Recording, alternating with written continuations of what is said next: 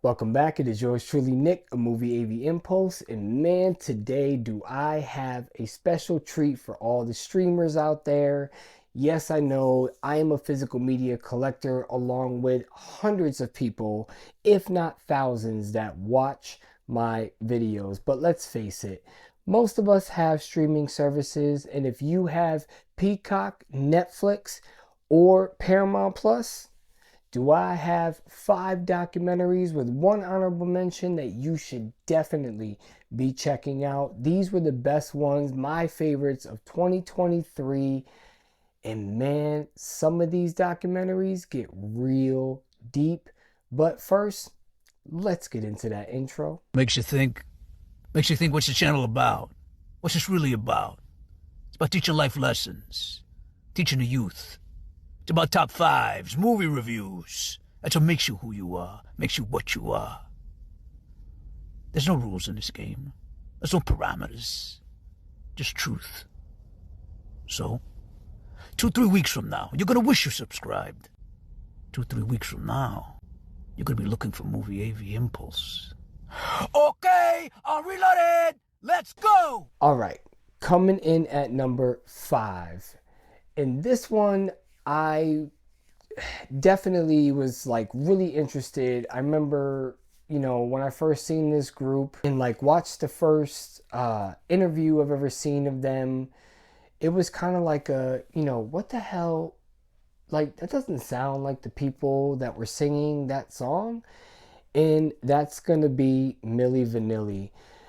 Wow, that documentary just like blew my mind. How one guy took 2 guys that could dance and that used to be background dancers and models, and they wanted to sing and they wanted to make their own group. They just didn't have singing talent. This guy just concocted this idea and got a whole bunch of other artists together and made Millie Vanilli. And man, when I tell you that this is one of the craziest documentaries that I have ever seen, I'm telling you, it's pretty crazy. I mean, if you don't know the story of Millie Vanilli, then you definitely gotta go check out this documentary. They were a group that was just lip singing. And for the longest time, this was all just a big secret with like a select few of people that actually knew the real story. One day, I believe it was in Connecticut, the track that they were lip singing to ended up skipping.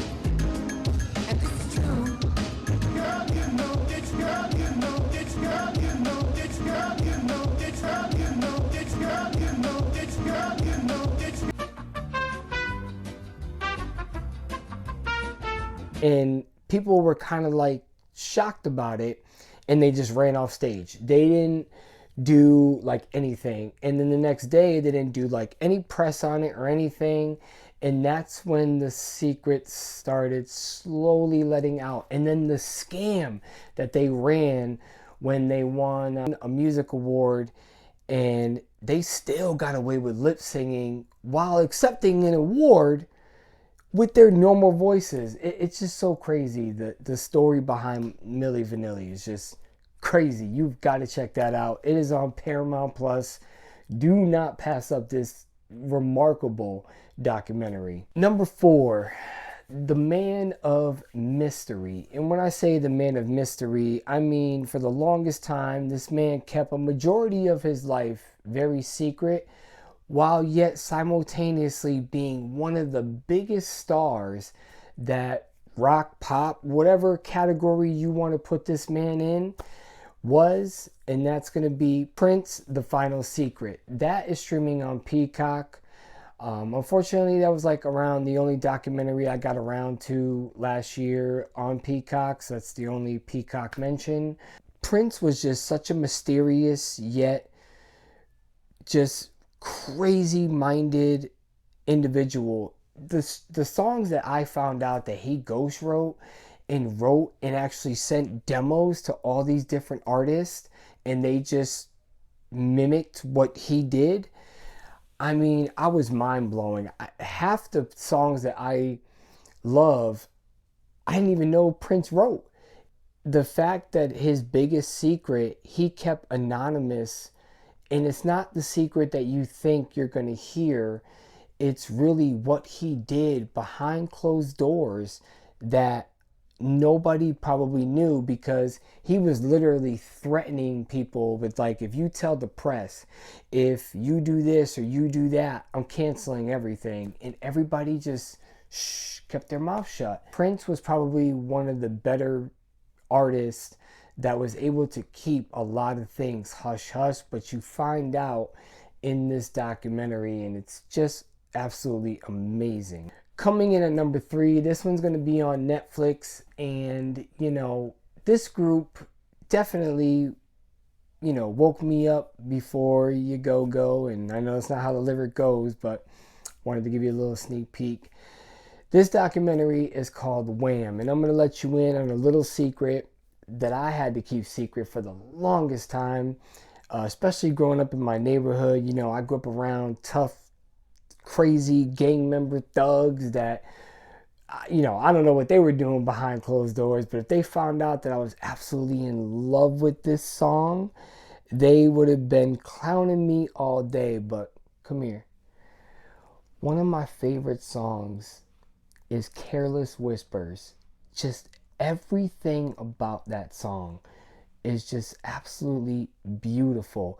But the funny part is, in this documentary of the music group Wham, you get to hear a snippet of the original version of Careless Whispers while Michael was really developing the direction that he wanted to take this song. And I'm glad, trust me, I am glad that it stayed in that direction, that it ended up to be the final product, because the original one, I might not have liked the song that much, but I mean, Careless Whispers is just such a beautiful, well-crafted, put-together song, and man, I'll still sing that song to this day. And I'll let you in another secret: I can't sing. Coming in at number 2, the King of Pop. This is going to be, well, the next 3 are all on Paramount Plus.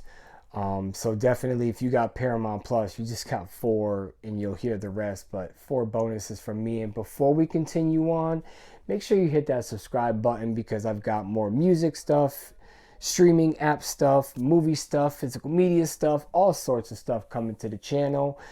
Decided to take a music direction as well as still doing the movies and physical medias, because I love music. I love movies. They go hand in hand. Some of your fondest memories might be a song, or it might be a movie, or they might be both, like me. But anyways, that's going to be Thriller 40th. Just Michael Jackson's genius was just so well crafted. Unfortunately, he was such a huge celebrity that everything was publicized, and I know people give him a lot of slack and the whole allegation thing. Look, I'm not here to talk about that. My biggest thing that I've learned how to do is separate music from their personal life. Whatever they do in their personal life, I don't care.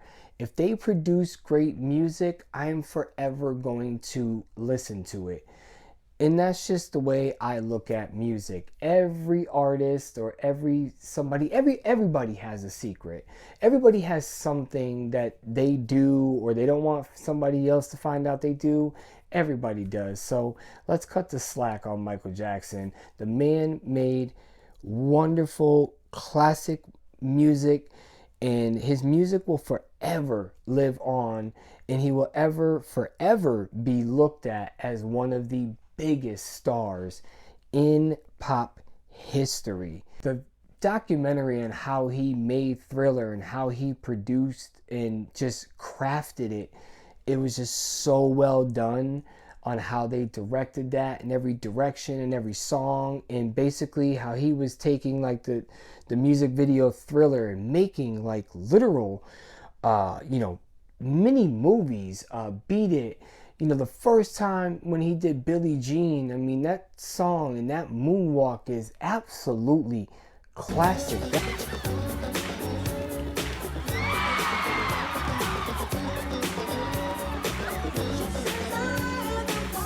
That performance will forever go down in history as one of the biggest performances. When he did that moonwalk on that stage, everybody lost their mind. Now, as an honorable mention before we get to number one, in this honorable mention, it shouldn't be any like surprise if you don't know, you know, Biz. I don't know what to tell you. Probably one of the best beatboxers, one of the best fun lyrics. You know, he was always clean. He never went off that "I'm gonna kill you" route. He always just stuck to the music that he loved. And in this documentary, Up in the Biz, you learn why. And he was just such a child inside in the life that he went through. And they have his wife in the documentary, and she's just wonderful, beautiful woman, very outspoken, and really dives into her husband and how much of a great man he was, but how much of a big kid he was, and the things he used to collect, and the foster homes that he grew up in. It's just such a very great documentary. I mean, you just have to see it for yourself. And that leads to number one, last but not least, and this is just my favorite. And if you're a hip hop head, then this is something that you're definitely 100% the entire hour and 45 minutes you are going to love this documentary. And it's simply called Mixtape. And thanks to Tony Touch, we actually got to see so many different DJs. And unfortunately, it was put together in, K Slay, one of the great DJs that gave a lot of artists a lot of opportunity to thrive, because he would play things on the radio that no other DJ would. And I give a lot of respect to K Slay. But Mixtapes is the pinnacle of hip hop culture. It has forever been just a monument. Before the internet, before CDs, we had cassette tapes with these crazy covers, and just the rise. I remember the very first mixtape I bought simply just had DJ Ron G written on it and nothing else. And that was the first time I heard the actual full song of Murdergram, which had Jay-Z, Ja Rule, and DMX. And all three of them spit the hardest fucking lyrics I ever heard in hip hop. But I mean, you have everybody just talking about how mixtapes changed the game, and everybody's in this documentary. DJ Clue, DJ Envy, Ron G, they talk about DJ Screw. I mean, just everybody's in this. Tony Touch, artists are in this. Fabulous, Jadakiss, AZ. I mean, y'all slept on AZ. AZ was nice. But just hip hop in general, when it comes to that, mixtapes were just the absolute craziness. And you get a little inside secret on how they were getting these songs that weren't supposed to be released. Like, even Nas's manager and producer, she went up there and she was just like, this is the reason why Illmatic didn't sell, because somebody leaked like 7 or 8 songs off the album, and there was only like 10 or 11, and it kind of like lowered the sales. And while, yes, it did affect sales, we're kind of doing the same thing right now. Do you think an artist gets what they deserve from streaming services? I think Tidal is probably one of the higher paid, and right under that is like Apple, that they pay their artists the most. And while I have Spotify, you can hear artists talk about like all these streaming services on how they need to have like 4 million streams to even equal out to a couple of dollars. It's just absolutely crazy. But Mixtape, you gotta check it out, especially if you're a hip hop head and you just miss just even reminiscing about how it felt when you bought your first mixtape. It's just crazy. Anyways, this has been Nick of Movie AV Impulse. Don't forget to hit that like, share, subscribe. T-shirt link will be down below. Go check out some of these t-shirts because I'm talking about hip-hop. I got a ton of hip-hop t-shirts, ton of rock and roll t-shirts, and just t-shirts that I think you'll like. I think you'll get the parody on a couple of them. Just designs that I feel that the culture and, you know, people would just love to wear. It's not all just about my logo, which is right here. You know, it's not just always about me. It's actually about bringing something you would just love to wear. Anyways, see y'all. Peace.